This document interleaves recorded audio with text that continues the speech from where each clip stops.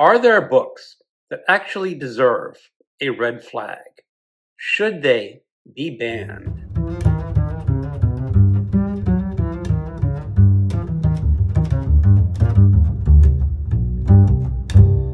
Hello, welcome to my channel, Another Bibliophile Reads. My name is Greg, and today I want to talk about 5 books that maybe deserve a red flag and whether or not they should be banned. Now, red flag books is a term that is going wild on the internet, or was going wild a while ago. And a red flag book is essentially a warning to a person to leave another person alone. A lot of the time, it has to do with women dating men and looking at men's bookshelves. And if you see one of these red flag books, the advice is for the woman is get the hell out of that man's living abode and leave him alone.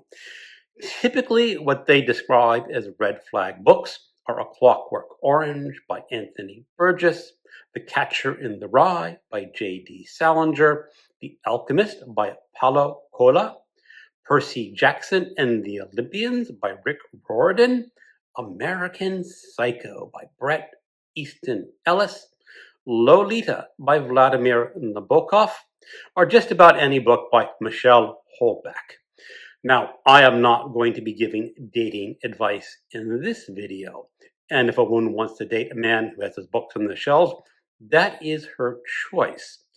When I want to talk about red flag books, or books that maybe should be banned, I want to talk about truly problematic books that have serious consequences in this world. I have 5 of them. The Camp of Saints by Jean Rispel. This is a 1973 French dystopian novel. It depicts the destruction of Western civilization through mass Third World immigration to France and the Western world. The name of the book comes from a passage in the book of Revelation depicting the apocalypse. Now, according to Scuttlebutt, this is the favorite book of Stephen Miller, America's own Goebbels Monkey.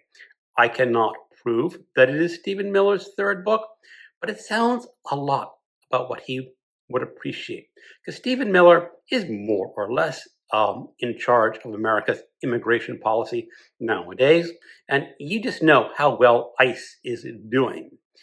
And I made a video back a couple months ago called 13 Books That Defend Authority. And that was talking about books that like authoritarian regimes. And I mentioned the Camp of Saints in that video. At the time that I made the video, the Camp of Saints was not available in print for a new purchase. You could only buy it out of print, but it has recently been re-released. Apparently, the re-release was actually a number of years ago, but Amazon decided to suppress the book because they thought it was inappropriate. Amazon initially removed the Camp of Saints from its store because it had extremist content. Amazon eventually reviewed that content and their policies, and they decided to reinstate the Camp of Saints because it may have literary value to some people. That means you can go out and buy the paperback, the digital book, or the audio book. It is published by Vauban Books, a small niche publisher or imprint. It's not a broad mainstream house with a deep, varied catalog. It operates more like a focused ideological press. Their catalog tends to cluster around immigration and demographic change, European identity and nationalism, political or cultural commentary, critical of globalization, and multiculturalism. It has essays, polemics, and reprints of older works that have fallen out of circulation, like The Camp of Saints. Vauban Books sits in a very specific corner of the publishing world. It is often described as aligned with right-wing or nationalist viewpoints. It has published or promoted works that are controversial in mainstream literary circles. Its audience is relatively small, but targeted, rather than a general readership. That does not automatically mean that every title in their catalog is propaganda, but the editorial direction is not neutral. It's curated around a world view. And this is the worldview that Stephen Miller and his like for pushing in the United States. And this is why I think The Camp of Saints is a red flag book. Because if you are a person who does not appreciate or want this horrid immigration policy that is going on in the United States right now, maybe The Camp of Saints is not the novel for you. Because this novel does apparently push that sort of world view. I was watching another video announcing that Amazon had taken The Camp of Saints off its banned list and started publishing it again. You are able to purchase this book in ebook, print, and audiobook on Amazon and presumably other sellers. But what would you do if you saw this book on someone's shelf? What would that indicate? Is this a person that is just neutral, just wanting to read the book to discover that worldview? I myself was tempted to buy this book because I kind of want to see what it's all about. But personally, I don't want to give Audubon Books my money. Yes, technically, they may not be a right-wing propaganda publisher, but they're missing it by that much. And I don't want to give them my money. And so, is it a red flag? Yeah, it is sort of a red flag because I think most people who want to read this book are going to be these right-wing types that really want to eliminate all sorts of immigration. Should it be banned? No, it should not be banned. I totally disagree with the message, but part of having a free speech and free publishing is you gotta let these people publish what they want most of the time. The Turner Diaries by William Luther Pierce. The Turner Diaries was a 1978 dystopian extremist novel written under the pseudonym Andrew MacDonald. William Luther Pierce was the leader of the white nationalist organization, the National Alliance. The novel is presented as the diary of Earl Turner, a member of a revolutionary underground group fighting the U.S. government. The story depicts race war, terrorism, assassinations, government collapse, genocide. The book is notorious because it explicitly advocates violent white supremacist revolution, includes scenes of terrorism and mass murder, has been linked to several real-world extremists. Most famously, elements of the novel influenced the Oklahoma City bombing perpetrator Timothy McVeigh. Because of that association, the novel is often discussed less as fiction and more as an ideological propaganda text. Pierce originally wrote the novel in the mid-70s amid white nationalist organizing, anti-federal government sentiment, backlash to civil rights reforms. He used the pseudonym Andrew MacDonald partly to create fictional distance and to make the work appear broader than a personal manifesto. This novel came to my attention in the early 90s. There was an article in the Washington Post discussing the Turner Diaries and Pierce's other novel, The Hunter. And The Hunter is about a white supremacist going after multiracial couples with his guns. But at the time, I was working at Borders and I was working as a special order clerk. And that basically meant that books that were not in stock, customers filled out a form and I had to order the book. Someone ordered the Turner Diaries. And I went to my supervisor and I told the supervisor, do you know what this book is? Do you want me to order it? Do you want the store to be associated with this book? And the manager said, let me get back in touch with you. A few days later, the manager says, go ahead and order it. I've discussed it with the head office, and the head office agrees that we don't want to decide what is right or is wrong that other people can read. We will sell it as a special order, but we will not stock the book as a general rule. I kind of agree with that decision, that is how you would handle such a book. And so that reason, I don't think it should be banned, although it is currently not for sale on Amazon, so far as I could tell. You may be able to find it at the publisher. I did not do any research for this video trying to buy this book.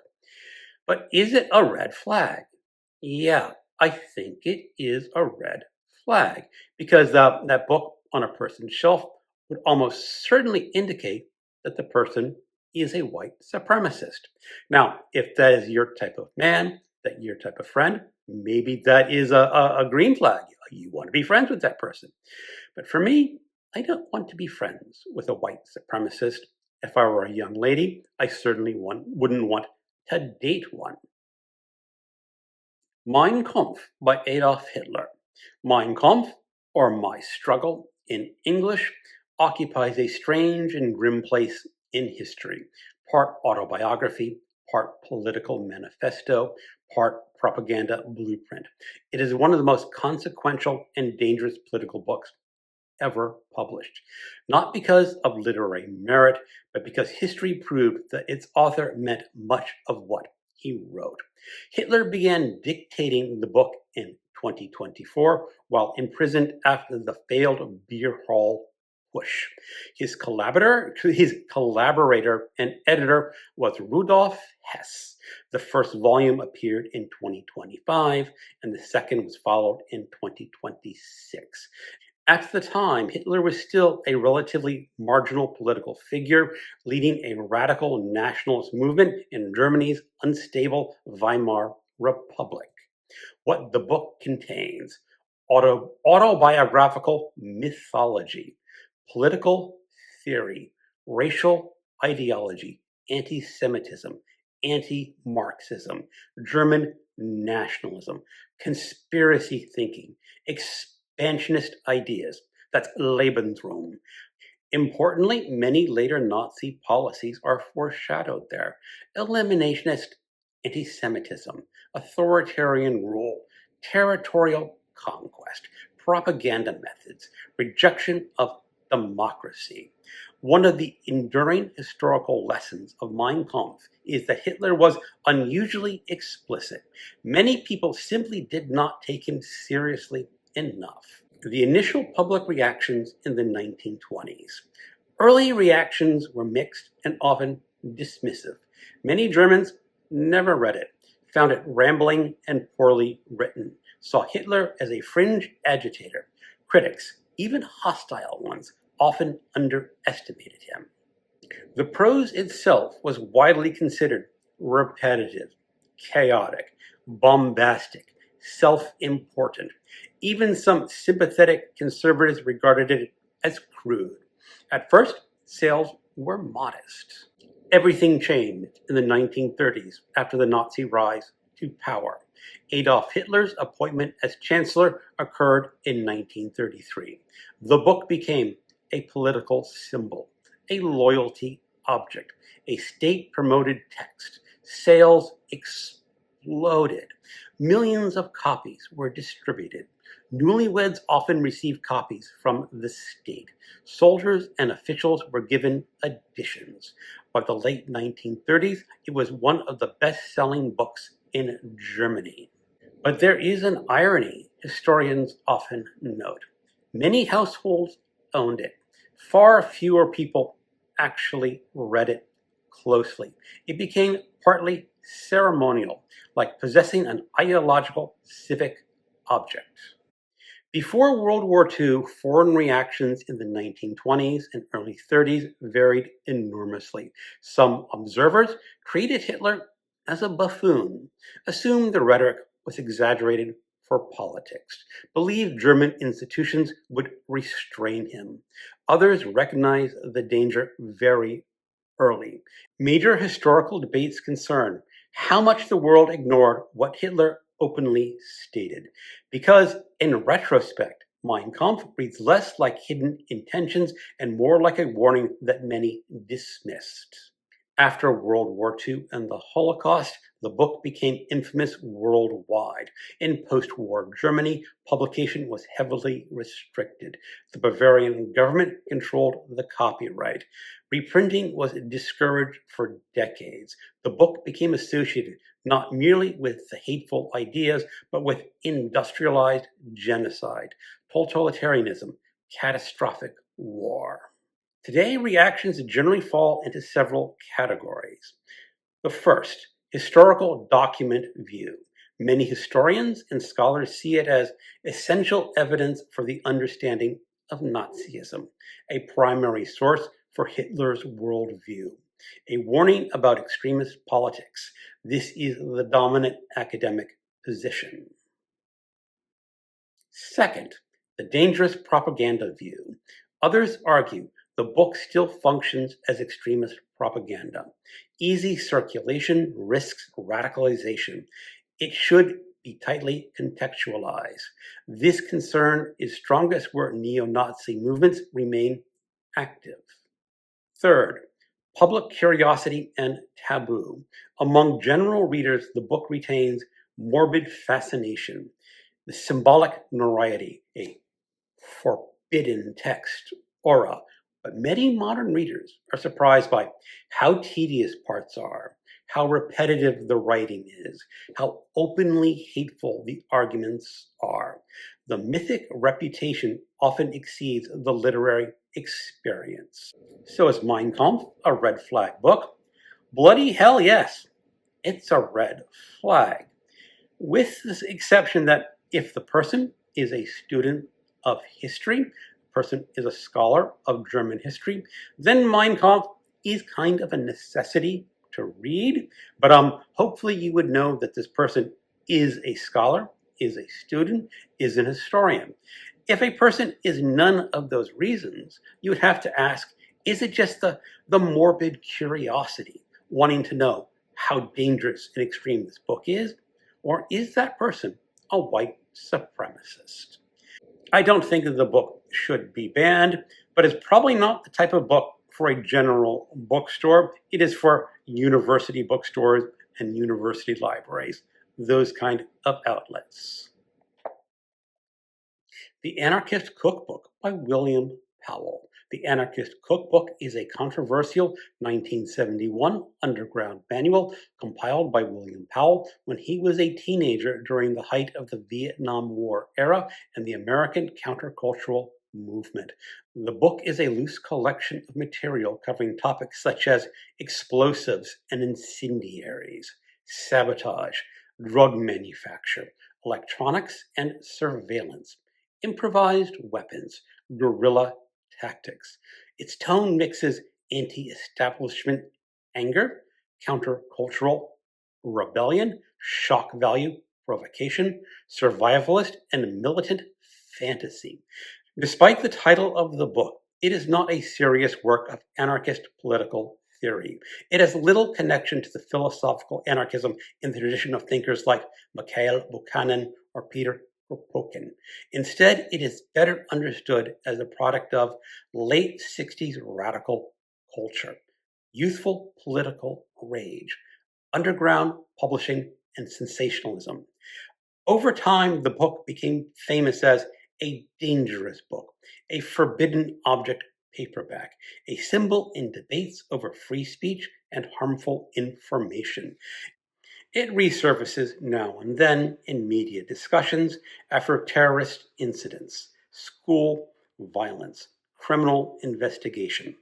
Experts often note that many of its technical instructions are inaccurate, outdated, dangerous even to the user or reader.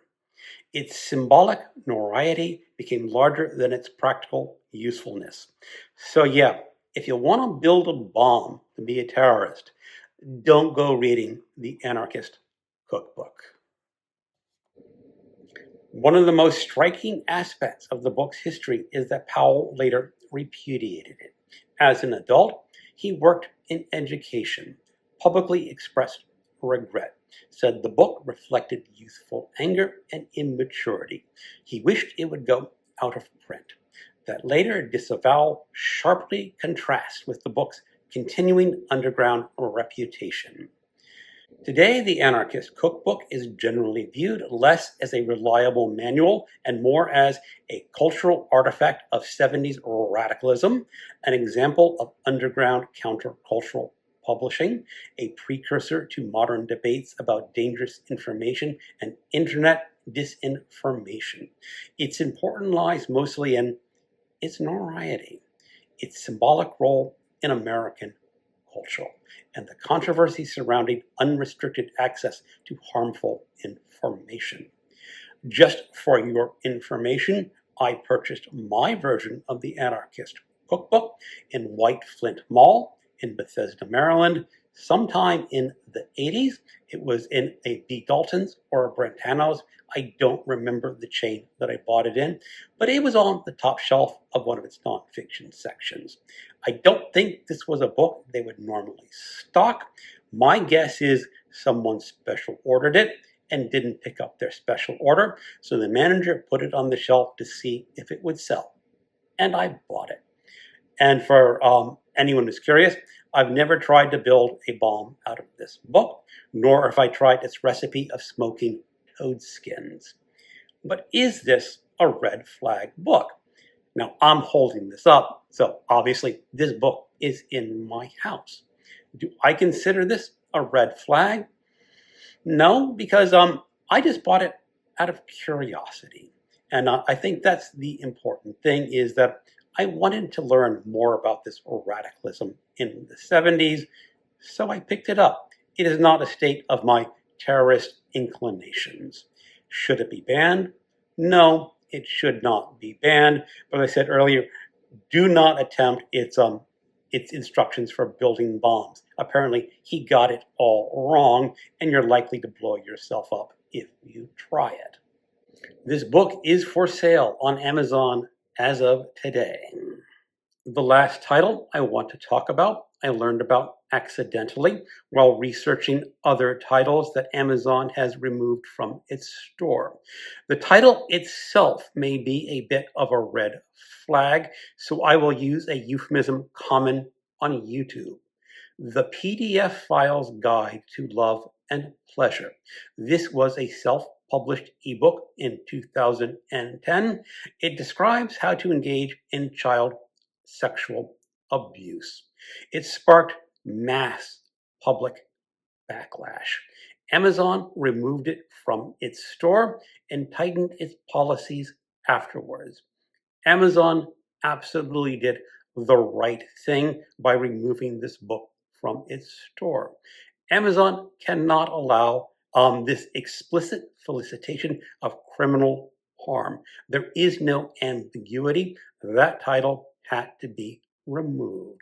And I think out of all the titles that I've discussed in this video, this should send up the most, or the reddest of the red flag, because it describes criminal sexual harm towards children. This type of book cannot be allowed to be sold to the public. Its authors, its distributors need to be caught. They need to be prosecuted. When we talk about red flags, especially the other red flags in this video, it's just sort of a warning. But this one is truly something that people need to pay attention to, because people have criminal intent, and this criminal intent cannot be facilitated. There must be some process where Amazon or other publishers control this information. There really is, I said, no ambiguity here. Okay, those are my 5 red flag books, and whether or not I thought they should be banned. Thank you so much for watching, and keep on reading.